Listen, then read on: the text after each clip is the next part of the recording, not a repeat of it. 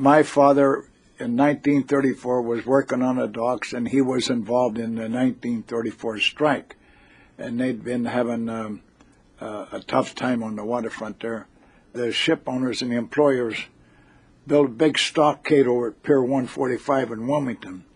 And they used to call it the bullpen. And they had guards, and they had guard towers, and they watched it day and night, searchlights. It come to a head because they decided to hit that bullpen at midnight. And I came home from Barton Hill School at 3 o'clock in the afternoon, and there was a lot of guys, longshoremen, or would-be longshoremen, in the backyard and down my dad's wine cellar there at 135 Mesa.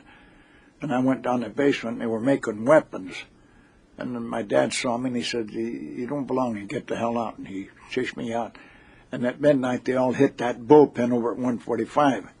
And they were met with fire hoses, searchlights, tear gas,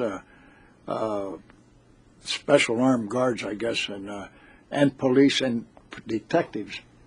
And so my dad was pretty strong, and he had a nickname. They used to call him Jumbo. He had big hands. And so at midnight, when the stockade was made of thick planks, and they were about, I guess, 8 or 9 feet tall. And so next to him was two, as he described, two kids. And it turned out to be, one was John Mathlin, who later I knew, and Dick Parker.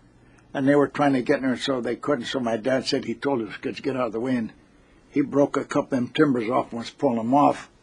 And Dick Parker went through, and then John Mathlin went through, and then he pulled some more planks off, then he went through. And Dick Parker went down, and he thought he got hit with tear gas. And it turned out he was shot. All hell broke loose. They set the camp on fire, and they beat the hell out of all of the guys who were living in them compounds and that. I don't know how long it lasted, but my dad came home, and then he told my mother, "If anybody asks you, tell them I was home all night." And my folks lived in the back bedroom, and my 3 sisters had a room on the side of the hallway, and I slept on the cot by the front door because they had no other room.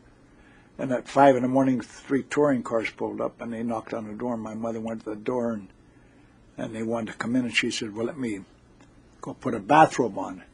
And they said no. They just shoved the door open and knocked her down and went straight through the back of the house and got the old man. And I think it took about 4 of them to drag him out with his long underwear and all.